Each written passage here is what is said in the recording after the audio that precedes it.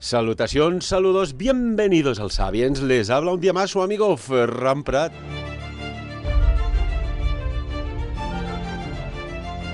¿No notáis en el ambiente que está pasando algo muy extraño?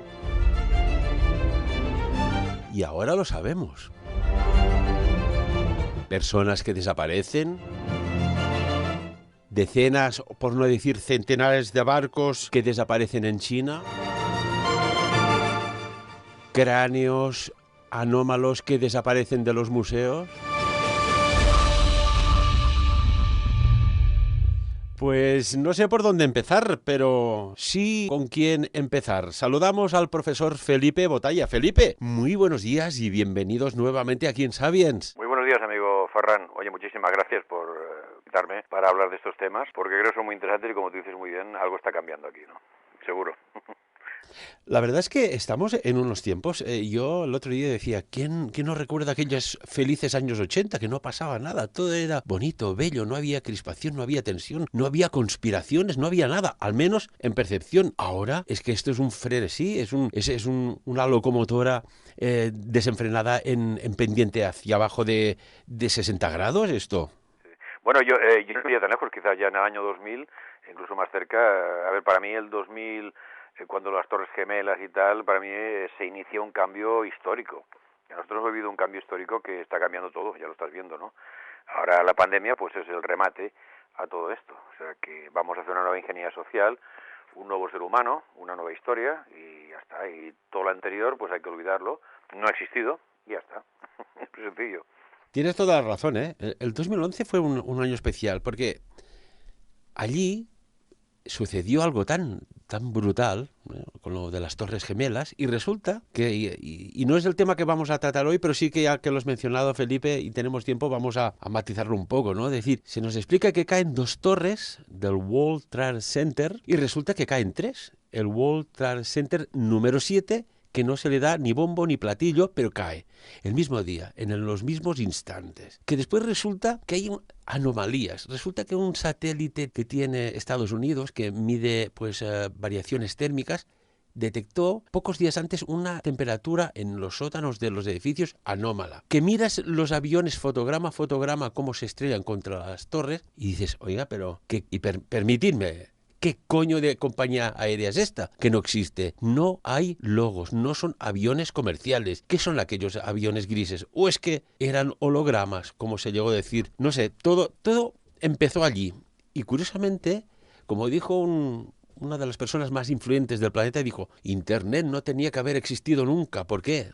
Porque ya no se controla tanto la información, da al menos al análisis, al debate, ¿verdad? Yo creo que todo esto lo irán censurando. Bueno, ya estamos sufriendo la censura en Internet. Es decir, según lo que dices, eres borrado, ¿no? O se retira el material que has puesto. Es decir, esto está a día de hoy, está en marcha. Internet yo creo que se les fue de las manos en un momento determinado, pero quieren de nuevo controlarlo y están en ello. Lo controlarán, por supuesto. Yo no tengo ninguna duda. Hoy la tecnología les pertenece. Además tiene gente muy profesional que lo sabe hacer muy bien esto. Bueno, y hay un detalle en YouTube, por ejemplo, ¿no? ¿Cuántos canales de misterio, de teorías de la conspiración hay? Y ninguno, curiosamente, toca el tema de la situación de la pandemia. Algo pasa, ¿no? Es un tema arriesgado. Claro, es un tema arriesgado. Bueno, pero esto es lo que nos ha tocado vivir ahora y hemos de lidiar ese toro, ¿no? De alguna forma. Entonces no sé cómo acabará este asunto, ¿no? Pero no pinta muy bien, ¿no? Sinceramente. Vamos a abrir ya las puertas del Museo del Misterio, con Felipe Botalla, ya sabéis, autor de muchísimos libros especializados sobre todo en la Segunda Guerra Mundial, también este último un exitazo sobre Juana de Arco, pero vamos a abrir algo que es extraño, que ya en pinturas rupestres, desde Australia, Argelia, en Estados Unidos, en diversos lugares del planeta, vemos que hay seres pintados con extrañas anomalías encefálicas, es decir, con cabezas extrañas. Pero Felipe Botalla, amigos y amigas, ha podido comprobar que estas cabezas anómalas, y que no son malformaciones, sino que hay algo más, las ha visto en primera persona. ¿Por dónde empezamos? ¿Por Perú, Felipe? Bueno, Perú creo que es un sitio interesantísimo. Tuve ocasión de ir en 2018 con el amigo JL, un viaje estuvimos en varios sitios, y entre ellos Paracas, que es donde está el museo, donde están estos cráneos alargados. He de decirte que en Lima está el Museo Histórico, el Museo de Historia, y efectivamente también hay una cabeza de estas. Lo que pasa es que allí te lo explican como que a los niños se les aplicaba una especie de tablas de madera muy ajustadas, muy fuertes, para que el cráneo les fuese alargado hacia atrás, ¿no?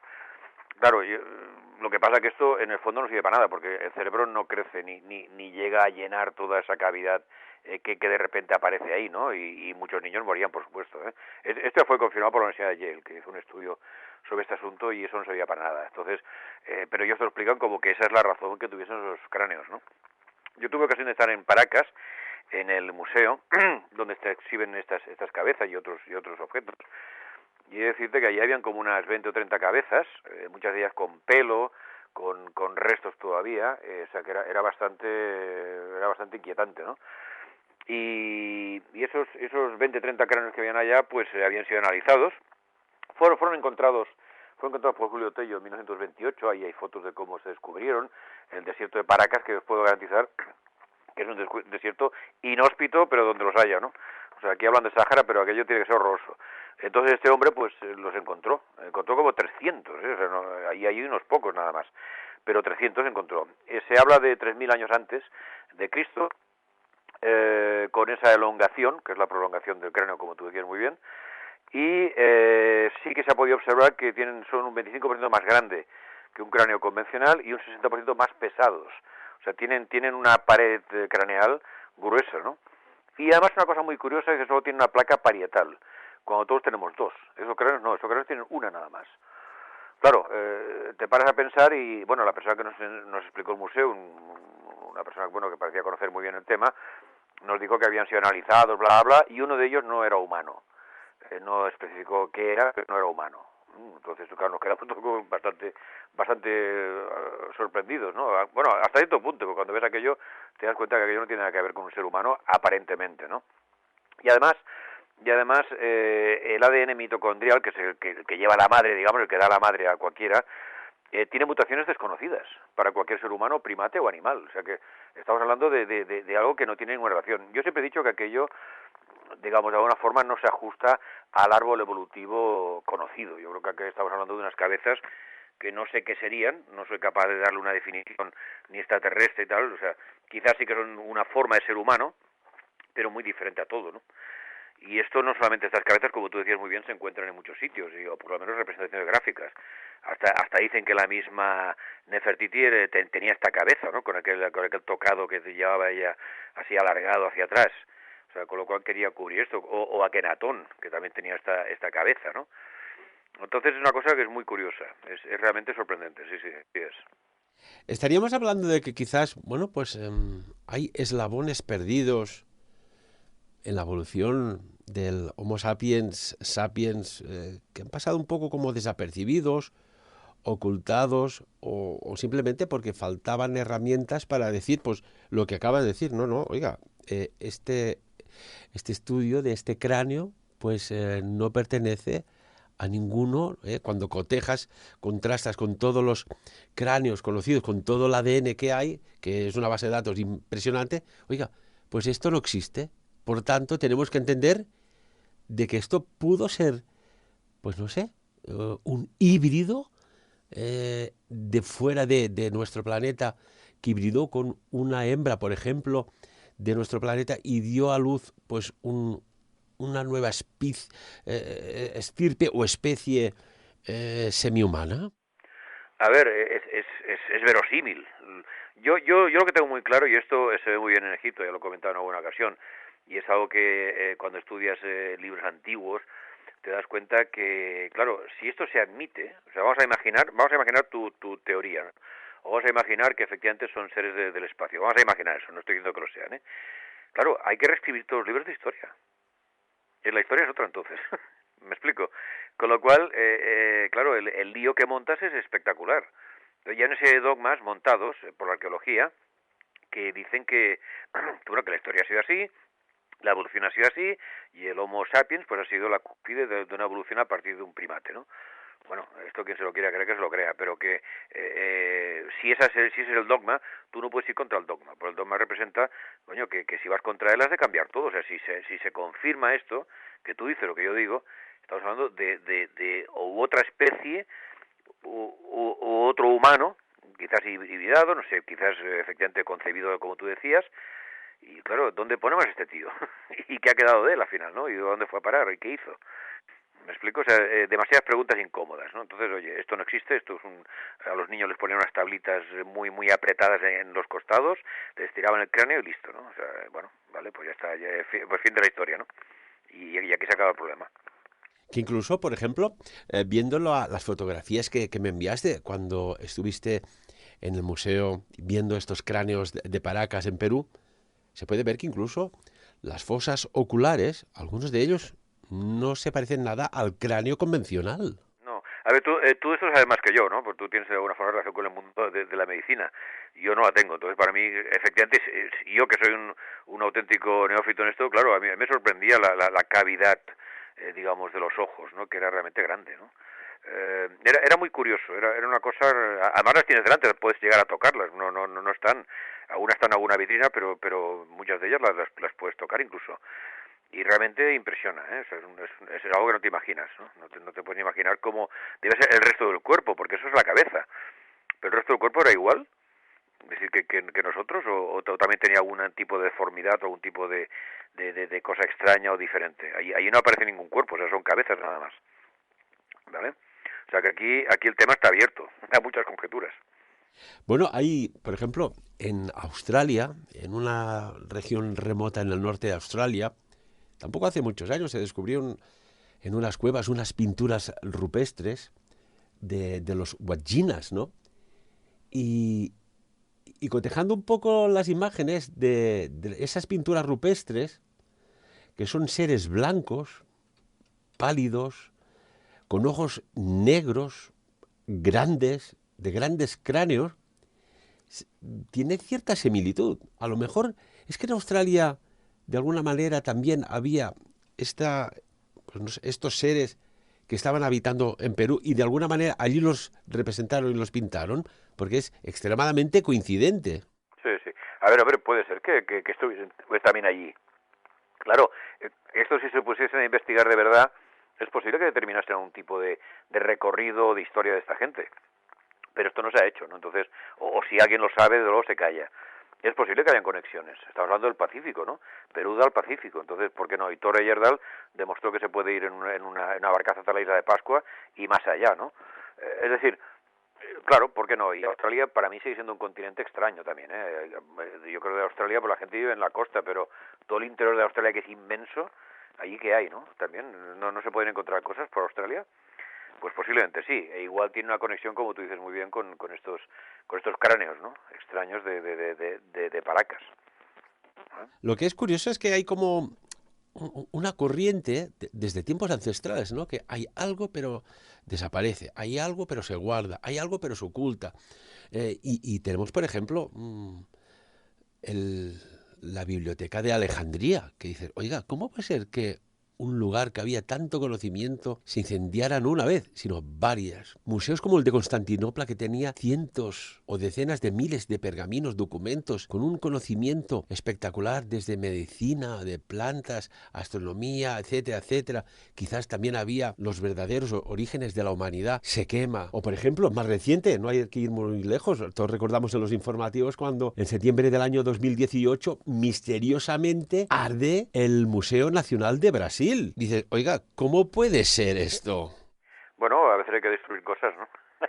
A ver, es que los museos te enseñan lo que te quieren enseñar y todo aquello que sale de la norma pues se guarda o se destruye o se guarda en los subterráneos, ¿no? Ya te dije en una ocasión que el museo de egipcio en Cairo eh, a ti te enseñan unas 150.000 piezas, pero es que hay 350.000 que no te enseñan, que están guardadas en cajas en los subterráneos, que son enormes.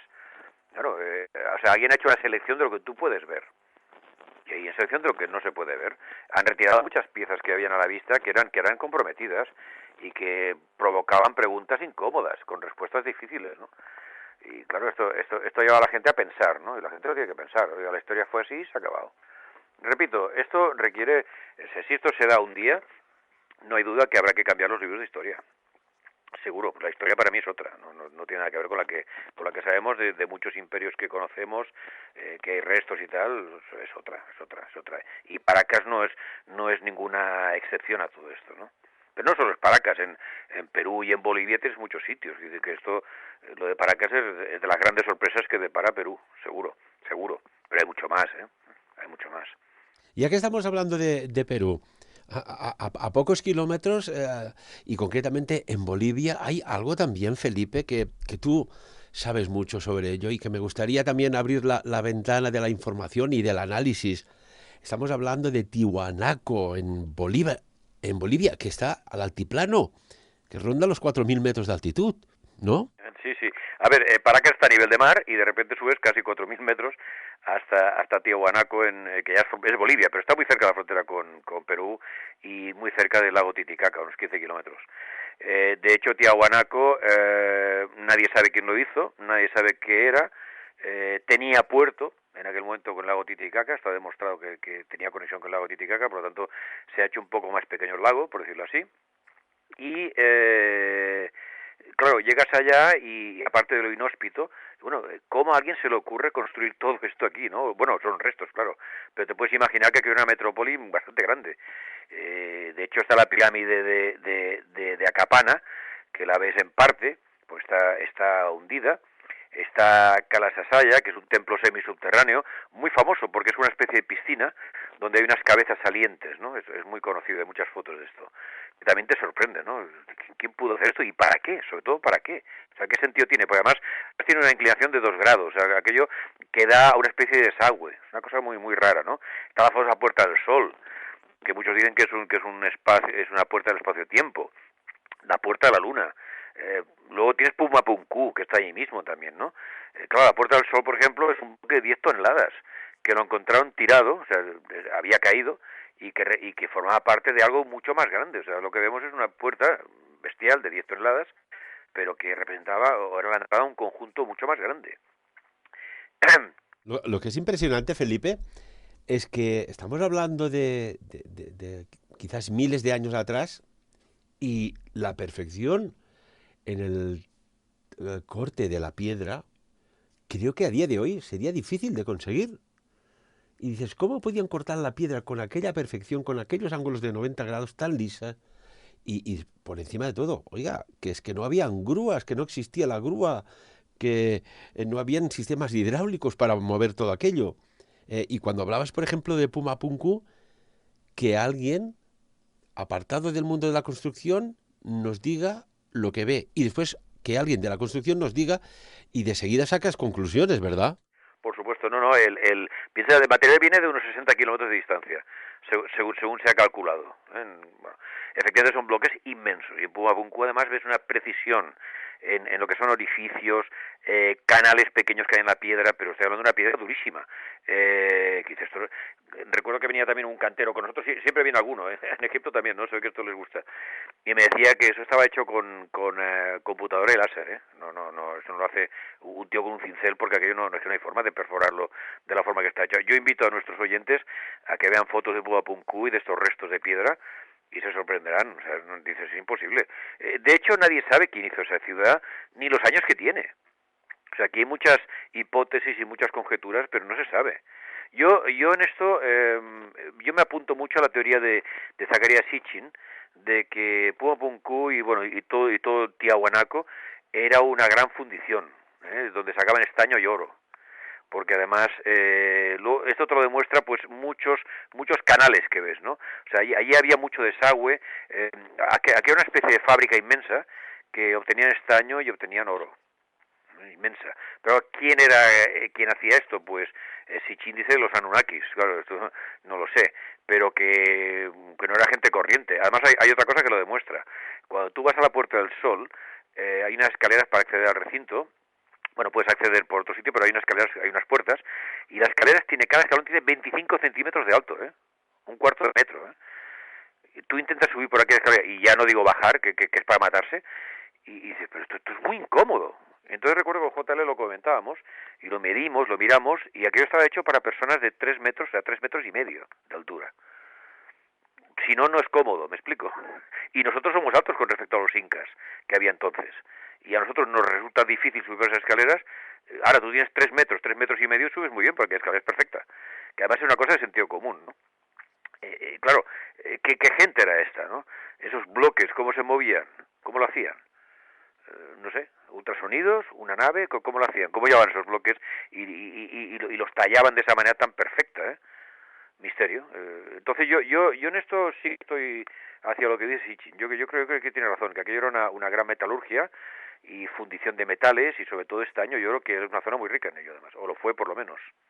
Y después, mirando los bloques que hay, esa similitud entre el corte del bloque, yo solo lo puedo entender a día de hoy con moldes. Porque si no, ¿cómo puede ser que en aquellos tiempos hubiera tanta gente que sabía trabajar tan bien la piedra con esa perfección? Esto parece como si fueran bloques. Incluso a los jugadores del Tetris dirán, pero si parecen piezas de Tetris de alguna manera. Sí, algunas, hay las famosas H's. Sí, hay unas que son muy curiosas. Puede ser un molde, sin duda. Lo que pasa es que se encuentran signos de abrasión, o sea, de que han trabajado con algo, ¿eh? O sea, que no estoy yo tan seguro que sean moldes, aunque no lo descarto en algunos casos, ¿verdad? Pero, y luego ves las perforaciones, que aún se ve la broca, digamos, una broca que debían de utilizar. Claro, ¿cómo es una broca si no es eléctricamente? A menos que yo sepa. ¿Cómo lo haces? Esto también lo ves en Egipto. Claro, son demasiadas preguntas, ¿no? Con esta idea, y muy pocas respuestas. Además, muchas de respuestas, digamos, oficiales, que no son creíbles, ¿no? Porque cuando ellos no saben algo, pues esto es ritual, esto era un templo, no, el templo del sol, ¿aquello era un templo realmente? Eso se lo están inventando, es una figuración que hacen ellos, un templo. Y si no te lo crees, pues mal asunto, ¿no? Y después hay una cuestión. Vale, todo el mundo sabe tallar la piedra. Venga, va, perfecto. Pero el medio de transporte, y haciendo cierto paralelismo, ¿no? Entre Pumapunku, Tiwanaku o Egipto. Dices, oiga, ¿cómo puede ser que de tantas decenas de kilómetros podían llevar aquellos bloques sin medios convencionales, que incluso con camiones especializados hoy día sería un trabajo costoso? Incluso recuerdo, dentro de la Gran Pirámide, el granito que hay como rojo dentro de la cámara, que decían o dicen que era de Keops, que lo dudo. Oiga, pero es que este granito lo han traído con esta talla de 900 kilómetros al otro lado del Mar Rojo. Por favor, aquí hay algo con una tecnología muy avanzada por aquellos tiempos que a día de hoy sería complicada, Felipe, yo pienso, ¿eh? No, bueno, además lo divertido es que te dicen que Keops hizo la pirámide en 20 años. En 20 años tú no haces ni la base de la pirámide, digamos, con aquellos medios, ¿no? Pues en 20 años el tío hizo una pirámide de más de 3 millones de bloques, que cada uno pesa entre 2 y 3 toneladas, más luego los bloques que hay especiales. Por ejemplo, la Cama del Rey que tú comentas, todos estos bloques de piedra rojizo que tú dices, esto es por el cuarzo. O sea, es una zona llena de cuarzo, que encima tiene, con forma de tejado, digamos, como en ángulo recto, tiene como, creo que eran 4 o 5 grandes bloques, que no sé si pesa como 300 toneladas, todo aquello, sobre la Cámara del Rey. O sea, hace una presión brutal aquello, ¿eh? Brutal. Y el cuarzo no es ni más ni menos que un elemento conductor. Es conductor el cuarzo. Entonces, ¿para qué lo haces de cuarzo específicamente, no? ¿Qué había allí? No, pues esto mismo pasa en Perú. O sea, estás viendo aquello y dices, bueno, pues ¿cómo diablos es posible que estos tíos hiciesen esto aquí? Y sobre todo, ¿para qué? Porque al final todo tiene una finalidad. Aunque por muy marciano que seas y extraterrestre, las cosas se hacen con una finalidad. Y esto es una ley, yo creo que universal, ¿no? Claro, no sé, ¿qué es un templo? ¿Y por qué es un templo? ¿Era un templo realmente? ¿Rezaban tanto? Es que yo ya empiezo a dudar muchas cosas de estas, ¿no? Cuando cuenta la típica figurita, es una diosa de la fecundidad. ¿Y tú qué sabes? Es una diosa de fecundidad. Se lo están inventando. Entonces, hace una historia más o menos plausible, bueno, a la gente le gusta, vale, pues ya está. Fin de la historia que decía yo antes, ¿no?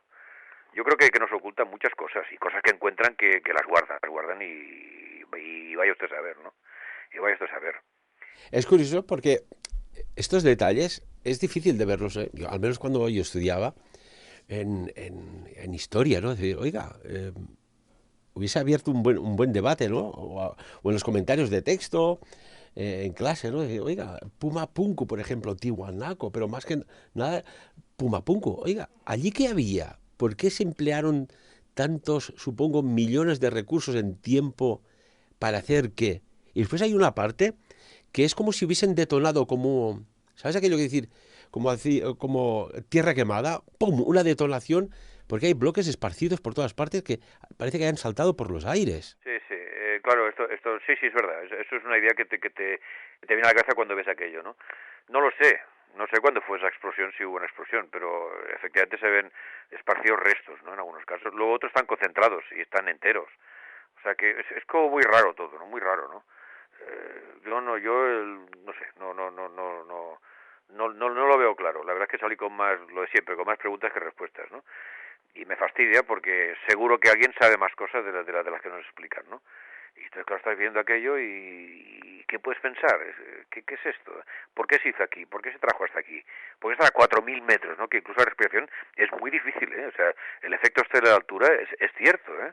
O sea, esos escalones que te digo de 25 centímetros, encima a 4.000 metros, o sea, es como subir el Everest, ¿eh? O sea, esos malditos escalones, nada que son 7 8 nada, no es mucho. Pero es horroroso, es horroroso.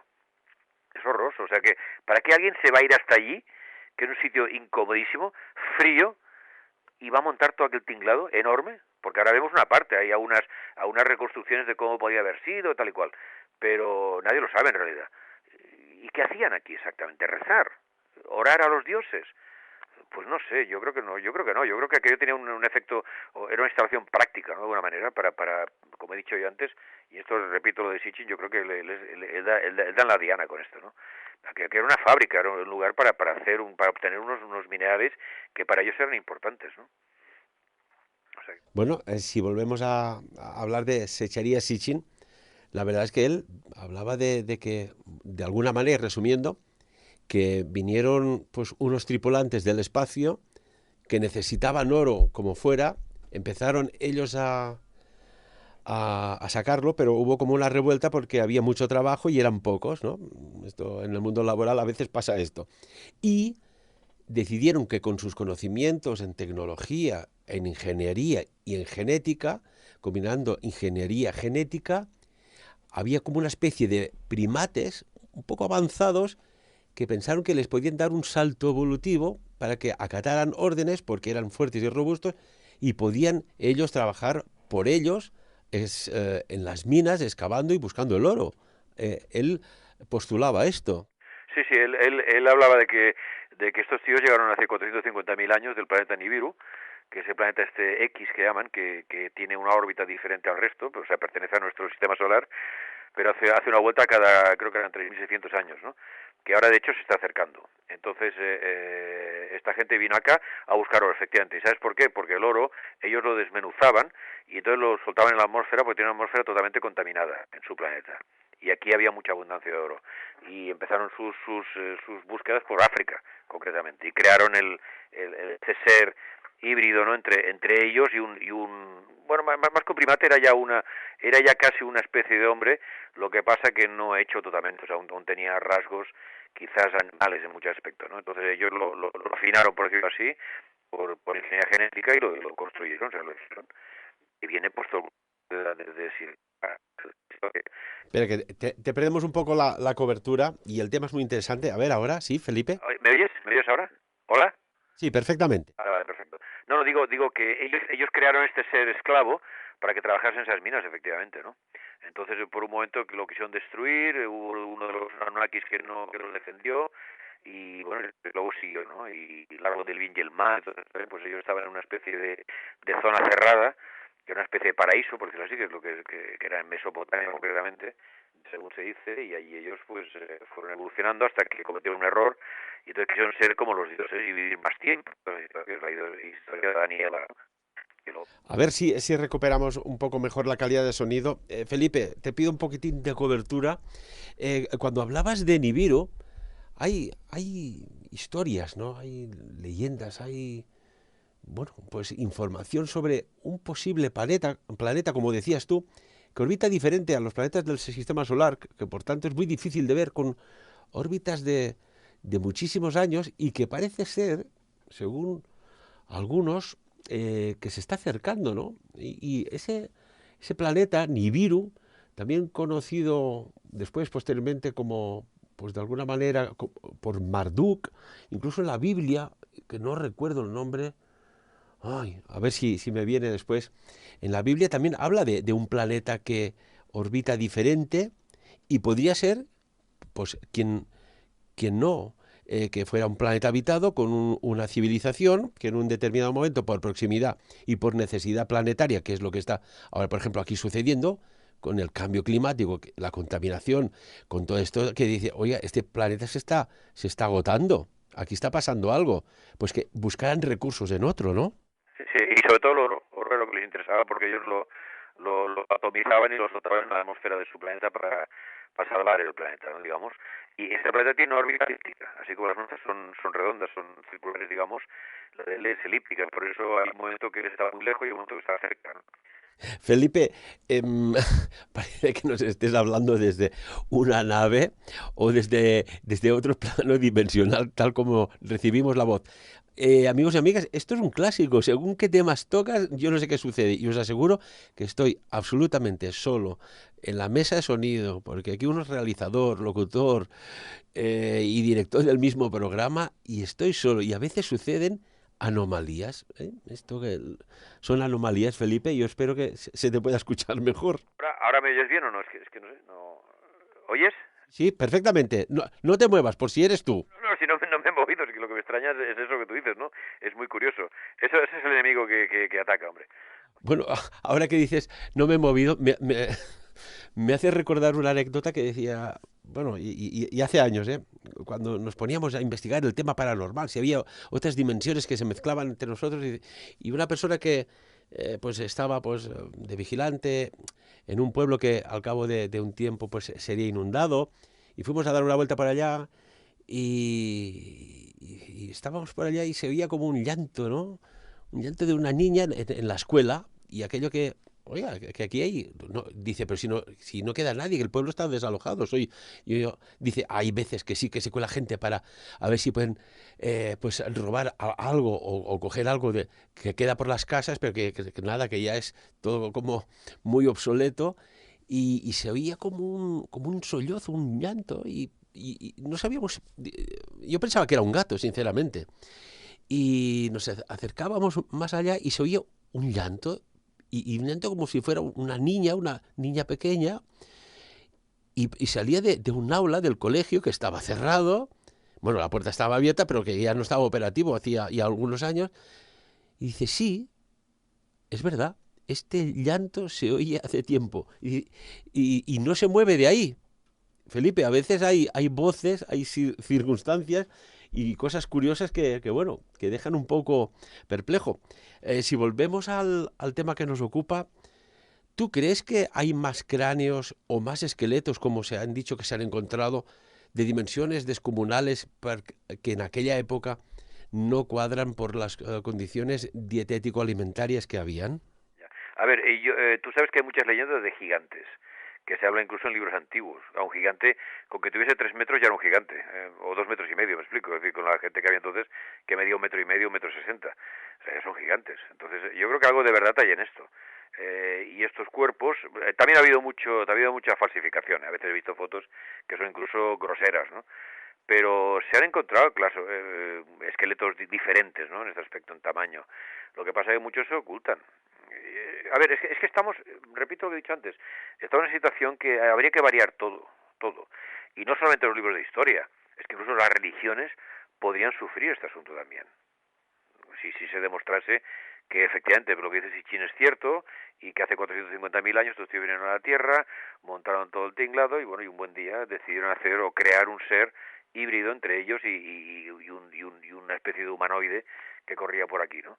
Claro, esto me explicarás tú qué hace la religión ante esto, si se demostrase que fuese cierto. Claro, es que esto cambia todo. Entonces a ver, puedo entender, aunque no comparto, por supuesto, puedo entender que lo quieran acallar. Lo quieren acallar, ¿eh? Y entonces al final todo es religioso y bueno, esto es una figurita que representa no sé qué, esto es un templo. ¿Cómo sabes que es un templo? Claro, yo lo que pienso de un templo, a lo mejor, claro, no tiene nada que ver con lo que pensaban los incas, lo que pensaban a lo mejor los egipcios. ¿Vale? O sea, yo tengo una idea de un templo que no tiene nada que ver. Entonces, ¿hacia dónde va todo esto exactamente? O sea, ¿y por qué? Hay un porqué siempre a todo esto. Y yo creo que hay un grupo muy potente de gente que no quiere que esto corra esa voz ni que se sepan estas cosas. Y aparte de que te pueden llamar conspiranoico, te pueden llamar pues lo que tú quieras, y se ríen o hacen la burla, ellos tienen miedo de que esto se llegue a saber, de alguna manera, ¿no? Entonces, sí, se han encontrado escritos, yo vamos seguro, pero que he visto fotos que podrían ser perfectamente reales, o sea, que quede claro. También he visto otras, como digo, son groseras, que esto es un montaje horroroso, ¿no? Pero claro que tienen que haber, pues se habla de gigantes. Y repito, gigantes no es un tío de 50 metros, estoy hablando de alguien que puede tener 3 metros, ¿no? Y eso ya no es tan extraño ni tan fuera de serie. ¿Me explico? El mismo cuando habla de Goliat y David, cuando hablan de Goliat, Goliat era un tío de que no llegaba a los 2 metros, según dicen. Pero claro, en aquel momento era un gigante, que el tío en medio de las tropas filisteas y contra los judíos, ¿no? Por ejemplo. O sea que, no sé. Bueno, y si nos movemos por tierras egipcias, no hace muchos años, cuando se descubrió a un faraón, si no, creo que era de la tercera dinastía, estamos rondando el 2600, 2700, por ahí, antes de Cristo, Sanacht era un faraón gigante. Y dices, bueno, podía tener alguna enfermedad de estas que hace que seas mucho más grande o no, o realmente pues procedía, porque hay en Turín, en el papiro de Turín, hay algo muy curioso, Felipe. Allí están, por orden, si no recuerdo mal, del faraón Ramsés II, que dijo, a ver, todas las dinastías faraónicas, desde mí hasta abajo, vamos a hacer aquel árbol genealógico. Y resulta que llega un punto que dices, vale, estás a la mitad del pergamino y dices, bueno, si este es el primer faraón, oiga, jefe, venga aquí, explíqueme. Y desde el punto cero hacia abajo, ¿quiénes son estos? Y allí hay los Hor y los Shem-Shu-Hor. Y se habla de semidioses, Shem-Shu-Hor, y los Hor. Vete tú a saber si venimos de una evolución o desevolución o, o una hibridación por el camino, Felipe, no sé. Pero eso está escrito. Sí, no, ya lo sé, sí, efectivamente. Claro, que no quieran hablar de esas dinastías, llámale así, y la historia parte de un punto hasta la 33, pues, no sé, es muy raro, ¿no? O sea, tú eres un historiador o un arqueólogo, a ver, esas dinastías que no constan, te tienen que interesar también. ¿Cómo no vas a entrar en detalle en eso? O sea, tú desestimas todo ese periodo histórico, fuesen quienes fuesen, me es igual. Eso no es un proceso de un profesional o de un arqueólogo, yo creo, ¿eh? Salvo que no son cómodas esas dinastías y más vale no explicar mucha cosa, nos quedamos con lo que hay y ya está. Tú ya hablamos de Ramsés, Tutankamón, Akenatón, esto y el otro y ya está, y dejamos de historias tú. Y eso es un tema que lo dominamos más o menos y ya está, y no nos metamos en líos. Y toda esa gente pues no existe, a todos los efectos. Y a lo mejor sí que hay una arqueología paralela, ya no digo arqueología prohibida, ¿no?, sino paralela, oficial, que tienen todos los datos suficientes de todo esto, pero que no interesa decirlo. Bueno, y tú como estudioso de la Segunda Guerra Mundial, desde la Ahnenerbe, o incluso a día de hoy, las sociedades más secretas, más herméticas, hay carreras entre ellos para hacerse con, pues bueno, con lo que podríamos decir reliquias históricas que jamás estarán que pudieron estar en un momento dado en algún museo y que desaparecen sin dejar rastro. Esto parece como una carrera a ver quién tiene más de lo que no se debe saber. Claro, por supuesto. Y pagan fortunas y se lo quedan ellos en colecciones privadas y lo comparten con gente de su grupo, por decirlo así, claro. Y a nosotros nos dejan las migajas y lo que no tiene ninguna relevancia, ¿no? Y lo vemos y nos quedamos extasiados en el museo. Ostras, fantástico. No, a mí me interesa ver las piezas de verdad, lo que de verdad tiene enjundia, ¿no? Lo que de verdad explica cosas. Y lo que yo veo en un museo me explica cosas muy así, muy de forma travaria, ¿no? Que no acabas de conectarlo todo. Claro que hay gente que se queda con todo esto, claro que sí, y muchas cosas se han vendido así, pero no ahora, ya en los años 20, en los años principios del siglo XIX incluso, ¿no? Y había gente que compraba estas cosas. Todo lo que fuese incómodo tenía su mercado, a ello. Y después una cosa, Felipe, tú como, bueno, fuiste como quien dice el que destapó el misterio de la Antártida en 1947 con todo lo que sucedió después de la Segunda Guerra Mundial, con un contingente de soldados americanos que fallece, 1.500, si no recuerdo mal, que dijiste, que fallecieron luchando no se sabe contra quién. Claro, la Antártida se está fundiendo, sus hielos milenarios. Y allí están apareciendo cosas extrañas. Grandes mandatarios y grandes personas influyentes están yendo allá y no se sabe exactamente a qué. Están apareciendo estructuras, túneles. Felipe, ¿estamos ante una Antártida 1947.2? Bueno, no sé si tanto. Sí, es verdad que la Antártida, todos sabemos que es un continente, no es un polo, digamos, como el Polo Norte, que es flotante, sino que es fijo. O sea, y hay capas espesores de hielo de 5 kilómetros, ¿eh? O sea, que imagínate tú lo profundo que es eso. Bueno, hay zonas, a ver, hay momentos que hay más hielo, hay momentos que hay menos. Es posible que ahora haya un poco menos, pero de todas maneras no hay ningún tipo de hielo, o sea, en el sentido que aquello se está fundiendo. O sea, esto me parece exagerado. Lo que sí que hay es que puede haber vamos a ver, más acceso, si tú quieres, a la parte de tierra que hay en la Antártida, y eso quizás está desvelando zonas que a lo mejor antes no quedaba claro, ¿no? Y ahora hay acceso. Efectivamente, en el 2019 hubo un desfile de políticos, de gente, científicos por supuesto y tal, que fueron a la Antártida, en varias tongadas, por decirlo así, ¿no? Y la pregunta es qué fueron a hacer allí, además políticos, ¿qué hace un político en la Antártida? Si es un sitio militar o es un sitio científico, básicamente. Bueno, y curiosamente antes de bajar de su avión, firmaban un contrato de confidencialidad. Vaya, vaya misterio, ¿no? Claro, claro, o sea, puede ser que hayan encontrado algo, quizás por eso fueron allí. Igual encontraron algo que, chicos, ¿qué hacemos con esto, no? Sea lo que sea, no tengo ni idea, pero algo encontraron. No te lo dirán, a la Antártida no se puede ir, así de sencillo, entonces no está totalmente prohibido. Allí solamente van eso, como tú dices muy bien, gente con contratos draconianos de trabajo allí, no en cuanto a que les pagan, sino a que han de estar callados el resto de su vida, ¿no? De lo que han podido ver. Entonces, es fácil que esta gente tenga acceso a cosas que no son las habituales, ni muchísimo menos, y que explicarían una historia diferente. Yo sigo en ese punto porque además que creo que es así. O sea, lo creo firmemente, ¿no? Es otra historia, otra historia.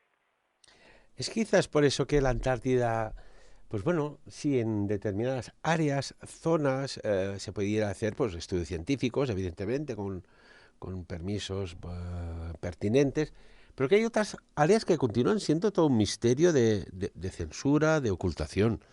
Y yo recuerdo al almirante, un veterano de la Segunda Guerra Mundial, como el almirante Richard Byrd, que, bueno, allí tuvo un incidente en su expedición y que le obligaron a silenciar todo lo que vivió y vio. Sí, bueno, Richard Byrd fue el responsable de la operación High Jump del año 46-47 y fue el que dirigió toda la fuerza operativa que fue a la Antártida. Estamos hablando de 13 barcos de guerra, entre ellos un portaaviones. Entonces la idea, creo que lo comentamos de una vez, pues era probar armamento en condiciones extremas de frío, como es la Antártida. Pero claro, yo me hago la pregunta, o sea, después de la guerra mundial, con todo el gasto que había supuesto la guerra, prácticamente Estados Unidos estaba casi en bancarrota, montas una expedición hasta allá para probar eso, te vas a Alaska, que forma parte de Estados Unidos, y allí pruebas en condiciones extremas de frío el armamento, no hace falta que hagas 15.000 kilómetros hacia el sur para probar algo que es absurdo en este aspecto, y más en aquel momento, ¿no? Pero claro, la expedición tenía otro objetivo, que era la destrucción de una supuesta base alemana que quedaba en la Antártida, ¿no? Lo que eran Nuevo Berlín o Nuevo Berlín o la base 211. Bueno, la idea era estar entre 8 y 9 meses en la Antártida, pero debían de ser entre 9 y 10 semanas, regresaron con pérdidas, regresaron con problemas, habían perdido aviones, habían perdido gente, y bueno, el almirante Byrd, cuando pasó por Chile, fue entrevistado por un periodista chileno para el Mercurio, un periódico de allí, y el tío lo dijo, dice es que hemos de vigilar la Antártida o los polos, él habló de los polos en general, porque hay naves que van de un polo a otro a velocidades enormes y que representan un problema para Estados Unidos, problema de seguridad. Byrd era un tío muy simpático, es verdad, pero no era un bromista, además era un militar, y era un tío, un expedicionario antártico de muchos años atrás ya, que casi murió en una de sus aventuras. Es decir, no estaba bromeando. Lo que pasó es que tal como llegó a Estados Unidos, lo relevaron al ostracismo, le prohibieron cualquier actividad pública que hablase de la Antártida y tal. El amigo, Forrestal, el secretario de la, de la Armada, se suicidó, estaba Nimitz en medio, estaba Truman, el presidente Truman fue el que dio la aprobación a la operación. Es decir, que fue una cosa seria, y allí pasó algo que hoy por hoy todavía está clasificado todo este material. O sea, tú tienes acceso a lo que pasó en la operación High Jump. Es lo que te quería preguntar. Esta operación High Jump, ¿cómo puede ser de que ya tocaba desclasificarla y se reclasifica? Que esto quiere decir que hay algo, ¿no? Es como el magnicidio de JFK. Oiga, ¿por qué se reclasifica cuando toca desclasificarlo? Debe ser algo sumamente comprometedor, no sé, pienso yo. Y que se supone que todavía afecta a la seguridad de Estados Unidos, 80 años después o 70 años después. Claro, que puede ser hoy tan peligroso para Estados Unidos en la Antártida, ¿no? Que hizo volver a esa expedición tan rápido. Que algo pasó es evidente, que la operación existió es evidente, y que tuvieron que largarse corriendo, sí. ¿Y qué les debían decir a los familiares cuando 1.500 de sus hijos fallecen en un lugar remoto del planeta? Bueno, yo tuve ocasión de hablar con uno que había estado en la operación Jam, un marinero. O sea, no era un combatiente, él estaba en un barco y en el Moment Olympus.